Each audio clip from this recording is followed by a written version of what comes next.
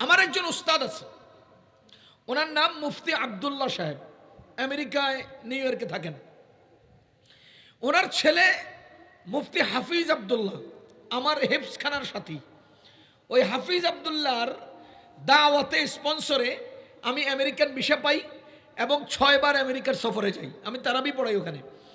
যাহা হোক, বলার উদ্দেশ্য হলো মুফতি আব্দুল্লাহ সাহেব বাংলাদেশ থেকে আমেরিকার জ্যামাইকা একটা মুসলিম সেন্টার আছে, জ্যামাইকা মুসলিম সেন্টার, সেখানকার ইমাম হয়ে গিয়েছেন।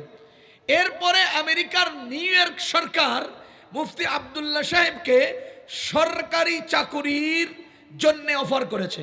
সরকারি চাকরি কি? সরকার কর্তৃক পরিচালিত জেলখানার ভিতরে একটা কি বলে মসজিদ আছে, ইমামতি আছে, সেই ইমামতির জন্য ওনাকে অফার করেছে এবং উনি সরকারি চাকরি গ্রহণ করেছেন।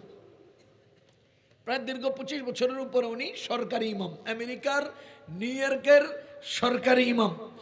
ওনার সিগনেচার আব্দুল্লাহ না, ওনার সিগনেচার হয়তো ইমাম। সেই মুফতি আব্দুল্লাহ সাহেব মসজিদে কি করতেন? মুসলমান কয়েদিদেরকে নামাজ পড়াতেন। সরকারিভাবে নিয়ম আছে, অমুসলমান চোর ডাকাত একেবারে নিম্নমানের যেগুলো, এদেরকে আইনে ইমাম সাহেবকে দিতেন। ইমাম সাহেব এদেরকে তাশকিল করতেন, এদেরকে বুঝাতেন, বুঝাইয়া মুসলমান বানাইতেন। 1000-এর উপরে লোক ওনার হাতে মুসলমান হয়েছে। সরকার ওনাকে বেতন দিয়েছে যে আমগো এই চোরগুলোরে মুসলমান বানা, মুসলমান হইলেই এরা ভালো হয়ে যায়। আপনার বিশ্বাস হচ্ছে না? মুফতি আব্দুল্লাহ সাহেব বেঁচে আছেন, ওনার ছেলে এখনো বেঁচে আছেন। আমি আমেরিকায় 6 বার সফর করেছি বললাম। উনি এভাবে আমেরিকার রাষ্ট্রীয়ভাবে জনগণকে মুসলমান বানাচ্ছে। কেন?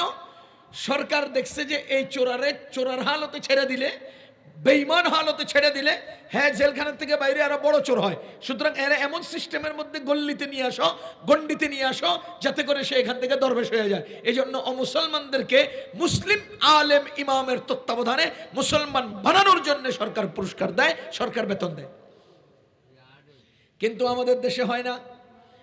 আমরা আমাদের দেশে সরকার কর্তৃক যদি এরকম কিছু আস্তানা তৈরি করা হতো, ওই যে রিহেব আছে, ওই যে মাদকাসক্তির চিকিৎসালয় আছে, এই জাতীয় যদি মানুষের মন তৈরির চিকিৎসা তৈরি থাকতো, তাহলে অবশ্যই দেশের জনগণ আল্লাহর ভয় অন্তরে জাগ্রত করে পরকালীন প্রশ্নের সম্মুখীন হওয়ার চিন্তাকে অন্তরে লালন করে অন্যায় অবিচার ছেড়ে দিত।